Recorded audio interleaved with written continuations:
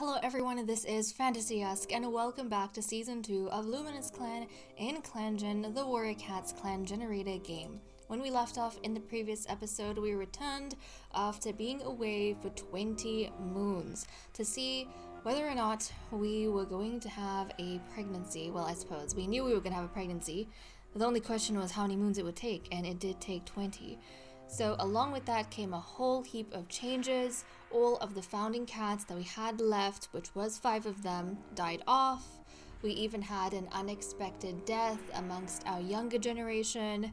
And now we are left with only how many cats? 12 cats. And from here, we are going to grow. But okay guys, without further ado, let's dive into events, skip a moon, and see what is going to happen next. Given Whimsy Clan's reputation of warm-hearted sociability, Plumstar decides to praise the wisdom and rationality of Whimsy Clan's mediators at the gathering. The appreciative gleam in Whimsy Clan's leader's eyes suggests this was the right course of action. Whimsy Clan relations improved. So let's go ahead and try and befriend Lion Clan. Okay, Buttercup Dusk's shivers have died down, thank goodness, because apparently the shivers can lead to death. Cloudfur hopes the litter will be small. She feels overwhelmed at the idea of a big litter. She doesn't believe she can efficiently perform her duties while expecting kits and decides to move into the nursery. Now Cloudfur, she isn't actually in politics just yet, so you can have a big litter. What are you talking about? And we do want a big litter. The clan is very teeny tiny at this point. Shadow Swirl thought the chill in her bones would never leave, but thankfully she feels warm once again. Orchidshine's shivers have died down. Orchidshine has recovered from her frostbite, thank goodness. Orchidshine was seen talking calmly to Alona before both cats went their separate ways. The clan has encountered Canary Snap. Canary Snap is a lightless cat that we are aware of. We have come into contact with beforehand. Bonesong's shivers have died down. Peppa is feeling much better. His bruises are gone. Dayprance, thank goodness, is no longer shivering. Dayprance has recovered from his frostbite. I was so stressed about Dayprance because we know how I feel about my little Dayprance. I love him so much. I don't want anything to happen to him. Rumors reach your clan that the exiled Mantis kit has died recently. So this is one of the kittens that in the time we were away was guided by Luminous Clan to the lightless cats. So okay, that's what we have for the major stuff. Just a quick look over here to see who's down. So Cloudfur and Rowan Pelt are not going to be able to help us out in patrols. And guys, we are so tiny, we don't have any retired cats. No elders, no nothing. Oh my goodness. Okay, let's dive into the medicine cat den. Check the log out. Buttercup Dusk was given Tansy as treatment for shivering. His shivers died down. Rowan Pelt was given Time as treatment for grief-stricken. Shadow Swirl was given Tansy as treatment for shivering, and then her shivering left. Orchidshine's shivers left. Orchidshine was given Dandelion as treatment for frostbite. Her frostbite went away. Bonesong's shivers died down. Peppa was feeling much better. Dayprance is no longer shivering. He was given Dandelion as treatment for frostbite. His frostbite went away. And Peppa gathered plantain and wild garlic this moon. Okay, good to note. Now let's dive into relationships and see what's happening there. Plumstar and Dayprance have a long discussion about goals and aspirations and find that they both have a lot in common. Plumstar and Dayprance debate about something interesting. They end up agreeing. Buttercup Dusk and Magpie Hot argued about something trivial and neither of them apologized. Buttercup Dusk said something that rubbed Bonesong the wrong way. When explaining something, Stone Speck is surprised that Lupine Claw understands. Rowan Pelt and Bonesong saw something hilarious during a patrol and can't stop giggling about it.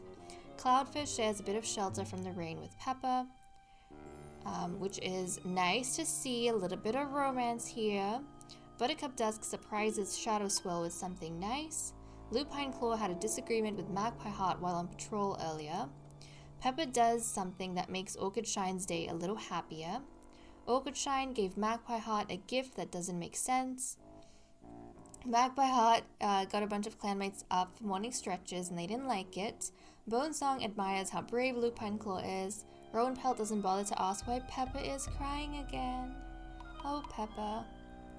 Oh, Peppa. I wonder if Peppa feels a little bit overwhelmed by the idea of having a family. I mean, he is lonesome, and he has kind of... I guess he and Cloudfur have both staved off on having kids for a long time. For Cloudfur, I imagine it's because she doesn't want to lose the importance of being in the limelight.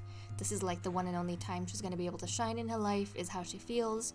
Whereas with Peppa, he's a lonesome cat, and I wonder if having just Cloudfur to himself is like such a big deal for him that he can't fathom the idea of having kids with her.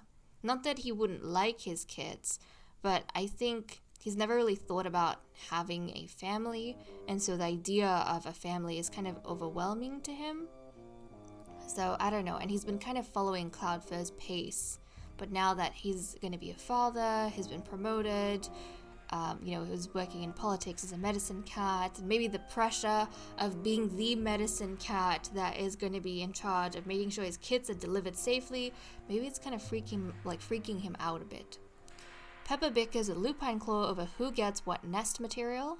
Dayprance confronted Magpie Heart about his bad attitude, but that only makes Magpie Heart act out more. You know what? The little truce, I suppose, Dayprance and Magpie Heart, who are cousins, had when they were younger, seems to have gone away now. They are having, I'm noticing, a lot more instances of butting heads, which is intriguing. A lot more instances of butting heads. Yeah. I wonder if it's because when they were younger, they were both kind of against Peppa, but now that Dayprance is also an adult, like they're both kind of a lot older, the competition maybe is now between them because of their bloodlines. I think Magpie Heart only has a single bloodline, Dayprance has a triple bloodline, and I don't know, but I kind of feel like Dayprance is the type who would kind of pull rank on Magpie Heart even though he's younger because of his bloodline, and Magpie Heart probably doesn't like that and he retaliates against it, which is intriguing because Magpie Heart is a nervous cat and Dayprance is a bloodthirsty cat. So I kind of feel like Dayprance is the one who antagonizes like Magpie Heart, and Magpie Heart just gets kind of defensive about it. He gets a little bit of courage because he's older, but not much, which is intriguing. But okay, let's cut the recording here and catch up during the cat list. It is time for us to resume with the cat list. We are first of all going to check up on the loyalties, and we have some interesting changes. So guys, it seems as though along with Orchidshine and Lupine Claw, Peppa, Magpie Heart, and Bonesong have become anti-loyalists. Now I think Orchidshine and Lupine Claw have convinced their brothers that Plumstar is way too relaxed of a leader. She's not going to look out for them, so they have to look out for each other. And I think because Orchidshine and Lupine Claw have stronger personalities, they have managed to convince their younger brothers that following the leader blindly is not what they should be doing. Now, Peppa I thought was interesting, but I think what's happening along the line of what we were talking about, him getting ready to have, his kids with Cloudfur, I think Peppa, because he is freaking out over his growing family, maybe he is also stressing out for their well-being, and he kind of feels like Plumstar is way too carefree of a cat to ensure the safety of his new and growing family. So he's kind of skeptical right now of Plumstar's leadership, and that's why he is an anti-loyalist, or he's no longer loyal to Plumstar, which is fascinating. We don't have any mediation to do, obviously, because Cloudfur and Peppa are already on their way to having kittens. So let's take a look at what everyone's doing for the day. Plumstar purrs as a cool breeze hits her. Buttercup Dusk purrs as a cool breeze hits him. So these two are spending time together. I mean, it's no surprise, leader and deputy do spend a lot of time together working. Peppa is thinking about how awful kitty pet food must taste. Stone Speck is wondering what living with two legs must be like. Cloudfur is feeling quite lazy. Of course she is. She is getting ready to have her kittens who'll be arriving in the next moon. So obviously she is having like a lot of energy kind of sapped out of her. Shadowswell found a wonderful napping spot outside camp. Rowan Pelt purrs as a cool breeze hits him. Wait, Rowan Pelt, are you hanging out with Buttercup Dusk and Plumstar? Yes, he is. That's nice. Orchidshine enjoys the warmth of New Leaf. Lupine Claw is relieved Leaf Bear is finally over. Magpie Heart is soaking in the New Leaf warmth. Bonesong daydreams about being a warrior in Tiger Clan. Dayprance purrs as a cool breeze hits him. Okay, so Dayprance, Rowan Pelt, Buttercup Dusk, and Plumstar are all hanging out together, enjoying the cool breeze, which is actually very nice to see. Very, very nice. Now, Rowan Pelt is Plumstar's son. And then Dayprance is Buttercup Dusk's son, so that's actually adorable. It's literally like a mother-son and a father-son sort of situation going on. Oh, that's adorable. This family time. And also, Plumstar is Dayprance's grandmother. So there is that. It's literally family time happening over here. Very, very nice to see. Okay, let's cut the recording here and continue with patrols. We are going to be sending out Pepper first of all, of course.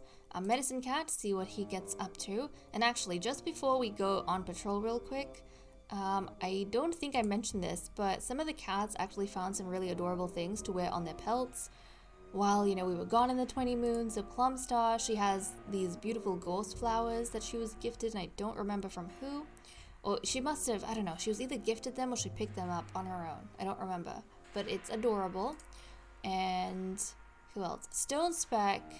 She kind of, I remember, realized that she kept having cardinal feathers stuck to her fur, and she kind of just kept them on, which was adorable. And then Cloudfur actually found some black cicada wings, and she decided to keep them on her fur, which looks really cute. I think Plumstar, she was gifted her ghost flowers. I don't know from who, but she was gifted them. But okay, let's continue. Right, Peppa, send you out.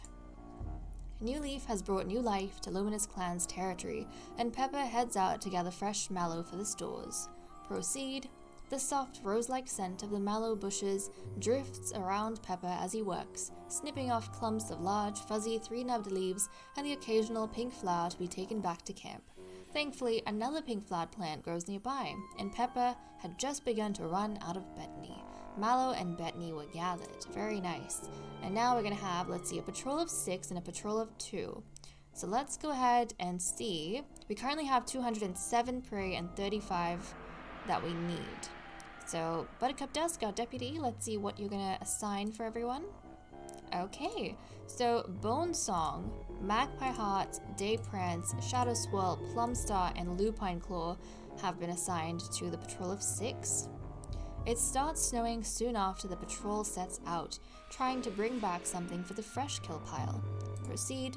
Despite the snow, the patrol manages to hunt successfully, ambushing the rabbits, trying to feast on the fresh grass of New Leaf. As Plumstar leads the way home, a sense of security and competence drives them onwards. A small amount of prey is brought to camp. And then we have Orchidshine with her scar on the face from her broken jaw and the incident that happened, and Buttercup Dusk. So let's send these guys out. And Buttercup Dusk, even in the last episode, he volunteered himself to go on his own as like the deputy. So he's kind of doing it again. He's offering to go. I feel like this is very responsible of him, even though he's playful. He's offering to go on the less secure patrols. Buttercup Dusk suggests this might be a good chance to practice new fighting techniques with Orchidshine. Proceed. Buttercup Dusk takes charge and coordinates exercises for the duo. They practice how to weave around an opponent, feeling more and more confident in their teamwork. Okay, nice! That worked very well for someone who's playful and someone who's strict. And actually, I think something I forgot to do in the last episode, I don't know if you guys remember, but I mentioned that when Orchidshine kind of fell off the mountainside and she was kind of buried in rocks, she felt as though someone had pushed her, and she felt as though Stonespeck had pushed her. That's who she accused. And Stonespeck didn't own up to it, so I was kind of curious to see their relationship. How do they feel about one another? Now, Stonespeck, if we go to her sister Orchidshine, she doesn't have any sort of negative emotions for her sister. She doesn't feel too strongly for her. And how does Orchidshine feel? It's kind of the same for Stonespeck. So they don't have, Stonespeck doesn't have a reason to push Orchidshine, but Orchidshine also doesn't have a reason to lie about it. And Stonespeck, she has an ambitious personality. Orchidshine has a strict personality. So, based on their personalities alone, I kind of feel like Stonespeck would be more willing to do something to kind of reach an end. Like, whatever means get her to the end she desires. I don't know what she could have achieved from having Orchidshine kind of fall off the mountainside and get that scar, but whatever it was, she must have achieved it. Now, I don't know if this might have been, because I think this was, actually this happened quite early on when Liastar was still leader.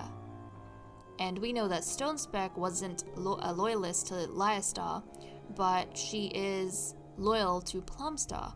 So I almost wonder if she deliberately kind of caused that little bit of accident so that Orchidshine could become an example to all the other cats that Liastar's leadership was really failing them.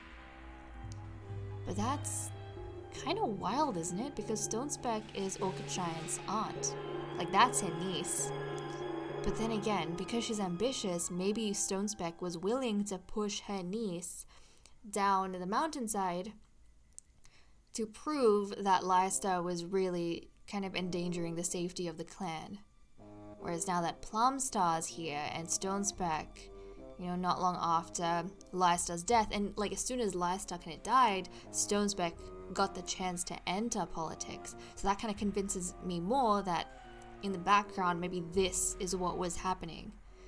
And now, as mediator, someone in politics, she can kind of use Orchidshine's scar on her face as an example to the other cats and say, well, under Plumstar, we won't have to worry about things like this.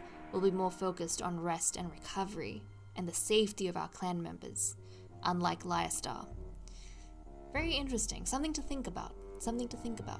But okay, guys, with that said and done, I am gonna leave off here. When we come back next time, we will be welcoming in a litter of kittens. So, thank you so much for watching. I hope you all enjoyed, and I will see you all in the next episode. Bye-bye.